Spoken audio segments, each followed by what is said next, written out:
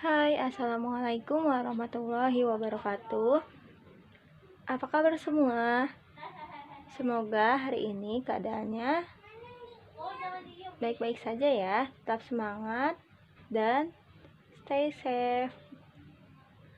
Hari ini kita akan membahas mengenai kelipatan dan faktor. Pasti sebelumnya kalian sudah mempelajarinya di sekolah dasar, khususnya kelas 5 dan 6 ya. Maka dari itu di sini saya hanya mereview sedikit mengenai kelipatan dan faktor. Kelipatan dan faktor itu ada KPK dan FPB. Yang pasti kalian sudah pada tahu kepanjangan dari KPK dan FPB ya. KPK yaitu kelipatan persekutuan terkecil. Sedangkan FPB faktor persekutuan terbesar.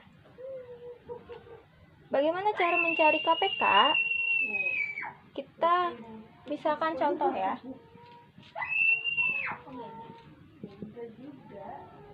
Carilah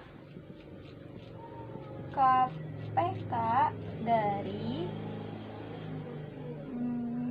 4, 6, dan 10. Bagaimana caranya? Kita cari faktor dari masing-masing angka ini, 4, 6, dan 10. Kita cari yang pertama 4. Faktor dari 4 yaitu 4 dibagi 2, 2. Ada lagi tidak? Selain 2 dikali 2. Tidak ada ya. Berarti faktor dari 4 yaitu 2 kali 2 atau 2 pangkat 2. Nah, sekarang kita cari faktor dari 6, yaitu kita bagi dengan angka yang paling kecil, 2 ya. 6 dibagi 2, 3. Maka faktor dari 6 yaitu 2 kali 3. Sekarang yang 10. Jika dia dibagi 2, maka 10 dibagi 2, 5. Jadi faktor dari 10 yaitu 2 kali 5. Maka bagaimana cara mencari KPK-nya? KPK itu kan kelipatan persekutuan terkecil. Tetapi di sini kita cari angka terkecil, tapi pangkatnya yang paling besar. Jadi kita lihat di sini. Berarti KPK di mana ya? Di sini aja ya. KPK dari 4, 6, dan 10 itu berapa? 2 pangkat 2. Di sini kita cari yang paling besar. Berarti 3 kali 3 dikali 5. 2 kali 2. 2 pangkat 2 sama aja 2 kali 2. 2 kali 2, 4. 4 kali 3, 12. 12 dikali 5, 60. Berarti KPK dari 4, 6, dan 10 yaitu 60. Nah, kita sudah dapat nilai dari KPK 4, 6, dan 10, yaitu 60. Sekarang, coba kita cari FPB atau faktor persekutuan terbesarnya. Kita lihat di sini. Untuk mencari FPB, kita lihat angka terkecil. Ini di sini angka terkecilnya 2, di sini 2, di sini 2. Berarti FPB dari 4, 6, dan 10 yaitu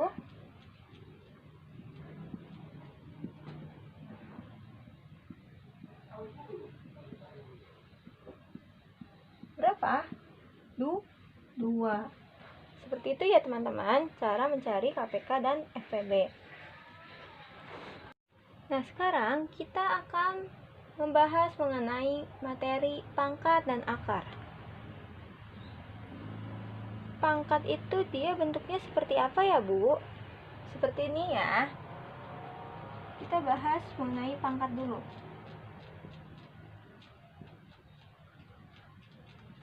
Pangkat contohnya, misalkan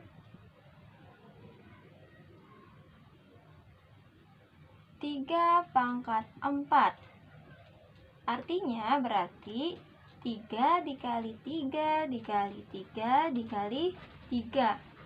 3-nya ada 4 karena dia 3 pangkat 4 nih. Kita lihat di sini. Maka 3 kali 3 9. 9 dikali 3 27. 27 dibagi 3 dikali 3, maaf ya. 27 dikali 3 81. Maka hasil dari 3 pangkat 4 yaitu 81. Berarti bentuk dari pangkat itu, misal A pangkat N sama dengan A dikali A dikali A dikali sampai seterusnya. Seperti ini ya bentuk dari pangkat. Coba contoh kedua. Contohnya misalkan 2 pangkat 6. Berarti artinya 2 dikali 2 dikali 2 dikali 2 sampai 2-nya ada 6. 1, 2, 3, 4, 5, 6. Setelah itu kalian baru mengalikannya satu-satu. 2 dikali 2 4, 4 dikali 2 8, 8 dikali 2 16, 16 dikali 2 32, 32 dikali 2 64. Berarti 2 pangkat 6 hasilnya 64. Seperti itu. Nanti akan ada yang namanya sifat-sifat dalam bilangan berpangkat. Ada berapa sifat-sifat bilangan berpangkat? Ada 4 ya teman-teman. Apa aja sih? Mari kita pelajari.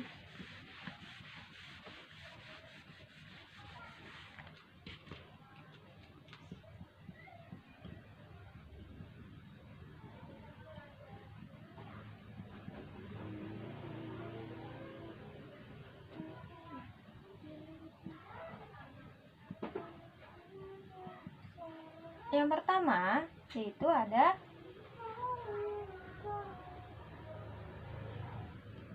sifat perkalian pada bilangan berpangkat.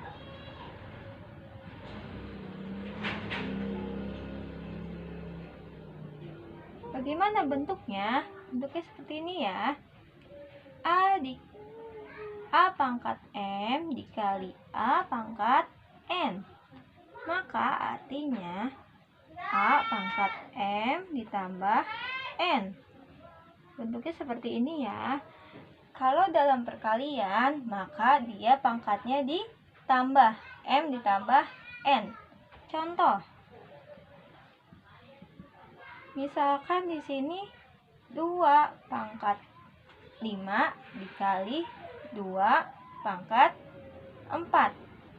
Sama dengan 2 pangkat 5 ditambah 4. Sama dengan 2 pangkat 5 tambah 4 berapa? 9. Maka 2 pangkat 5 dikali 2 pangkat 4 sama dengan 2 pangkat 9. Di sini kalian boleh jabarkan seperti yang tadi. Berarti 2-nya ada 9. 2 kali 2 kali 2 kali 2. Seperti itu ya. Nah, yang kedua yaitu sifat pembagian.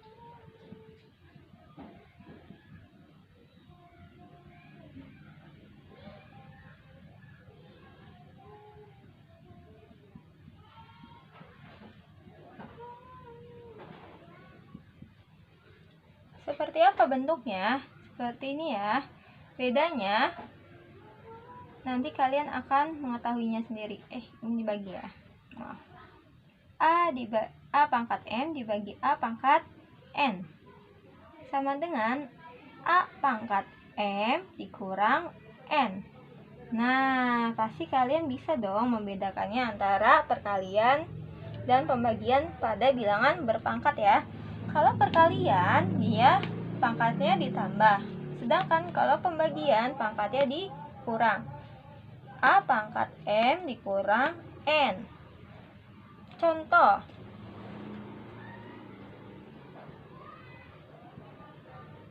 misalkan 3 pangkat 6 dibagi 3 pangkat 2. Artinya 3 pangkat 6 dikurang 2 sama dengan 3 pangkat 4. Nah, seperti itu ya.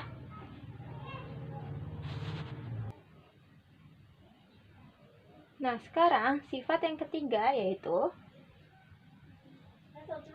sifat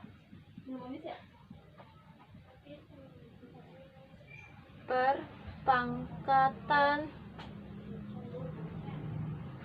pada bilangan berpangkat.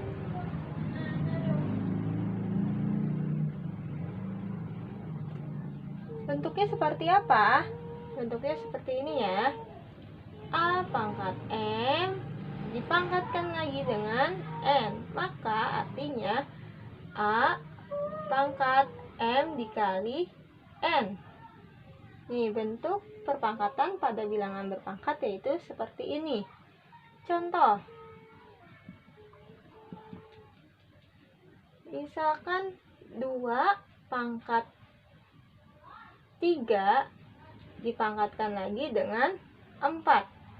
Maka artinya 2 pangkat 3 dikali 4. 2 pangkat 3 dikali 4 jadinya 2 pangkat 12. Seperti itu ya. Untuk yang keempat yaitu sifat perpangkatan pada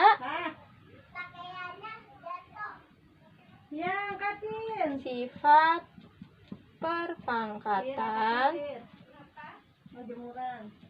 pada suatu perkalian dan pembagian.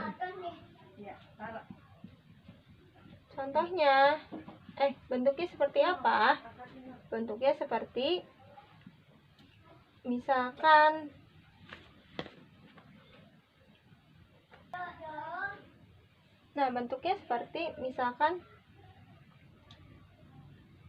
A dikali B pangkat M. Maka A pangkat M dikali B pangkat M. Bentuknya seperti ini ya. A pangkat M dikali B pangkat M. Kenapa dia berbeda seperti yang perkalian ini? Karena di sini sama-sama A, maka dia bisa dikalikan. Kalau di sini dia berbeda angkanya. Nih, contoh kayak di sini, dia sama-sama 2, makanya bisa dikalikan. Bisa pangkatnya bisa ditambah. Sedangkan kalau di sini hanya pengerjaannya sampai sini aja nih ya. Sebentar. Untuk bentuk pembagian perpangkatannya berarti A bagi B pangkat M sama dengan A pangkat M dibagi B pangkat M. Nah, bentuknya seperti ini ya. Contohnya,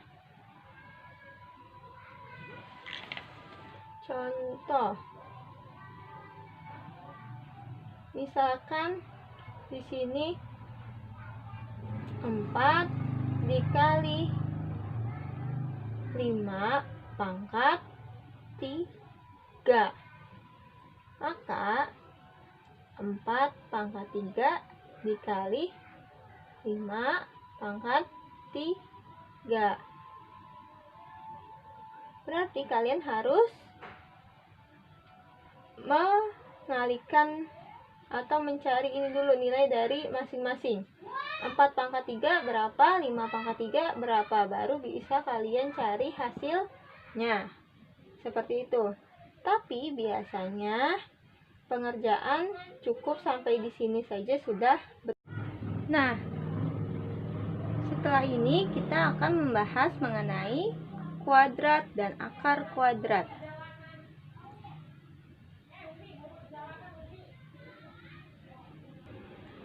Saya harap kalian sudah paham semua ya mengenai apa itu pangkat dan sifat-sifat pada bilangan berpangkat. Oke, mari kita membahas mengenai kuadrat dan akar kuadrat. Nah, di sini kalian sudah paham belum mengenai kuadrat dan akar? Sudah tahu belum bentuk kuadrat itu seperti apa dan akar itu seperti apa ya bentuknya? Nih, kakak kasih tahu ya. Kalau kuadrat bentuknya sama seperti pangkat. Kita bahas kuadrat dulu ya.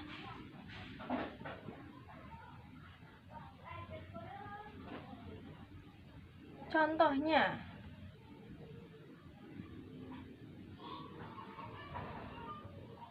Contohnya 2 pangkat 2 atau 2 kuadrat. Jadi dia dibacanya 2 kuadrat. Kalau ini dibacanya 3 kuadrat.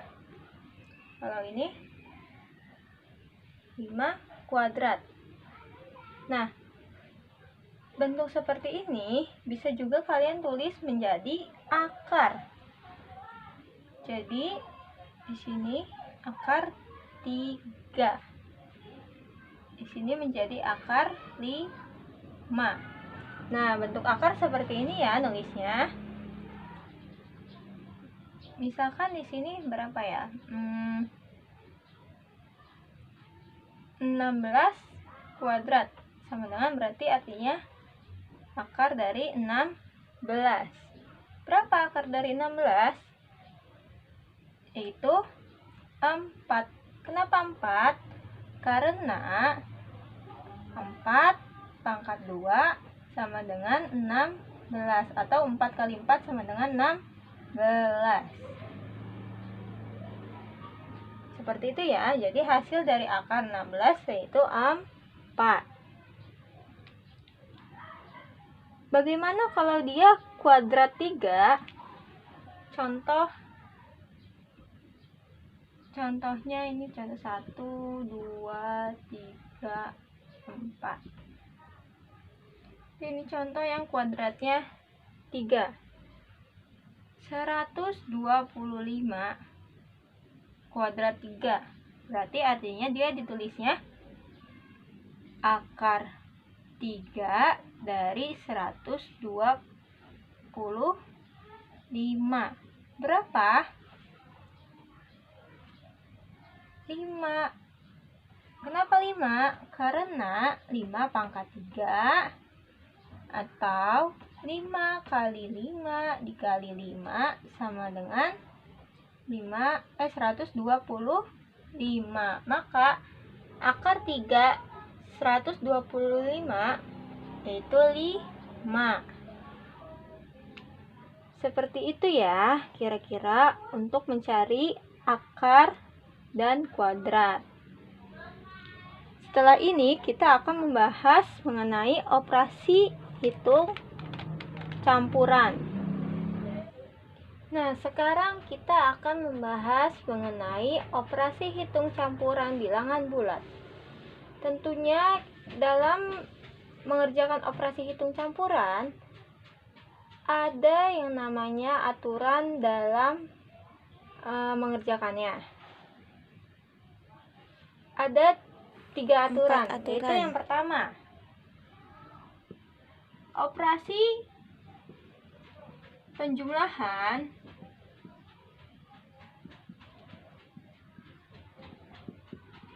dengan operasi pengurangan. Bentar ya.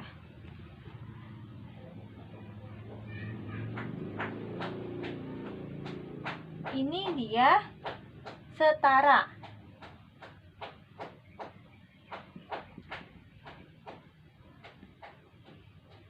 Atau gini, operasi penjumlahan setara dengan operasi pengurangan.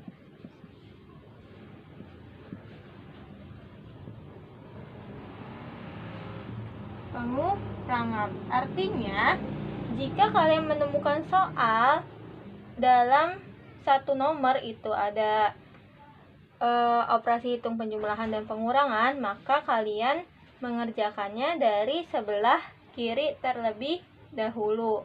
Dari kiri ke sebelah kanan berurutan ya.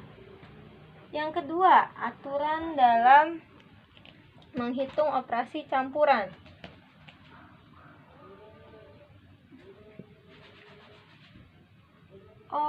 Operasi perkalian dengan pembagian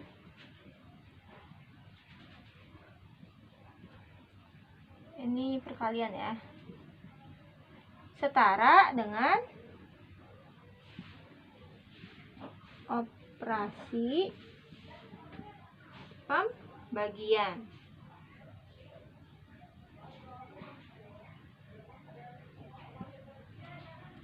Tapi, jika kalian menemukan satu soal ada operasi hitung perkalian, pembagian, penjumlahan, dan pengurangan, maka yang harus kalian kerjakan terlebih dahulu yaitu operasi perkalian dan pembagian. Baru kalian kerjakan yang penjumlahan dan pengurangan.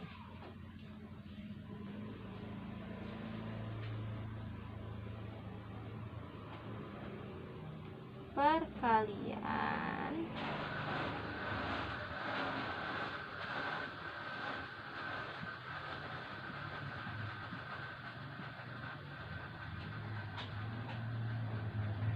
lebih kuat ya dia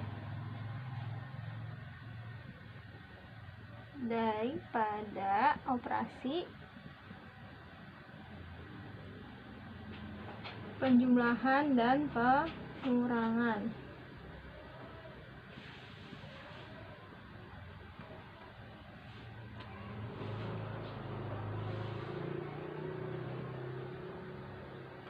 Nah, maka dari itu, jika kalian menemukan satu nomor itu ada operasi perkalian, pembagian, penjumlahan, dan pengurangan, kalian harus mengerjakan terlebih dahulu yaitu operasi perkalian ataupun pembagian. Baru setelah itu penjumlahan dan pengurangannya. Tetapi jika terdapat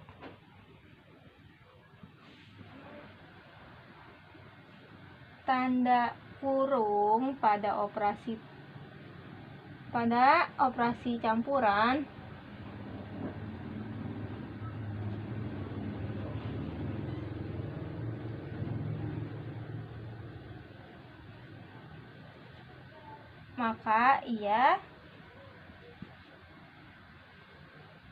maka kerjakan terlebih dahulu.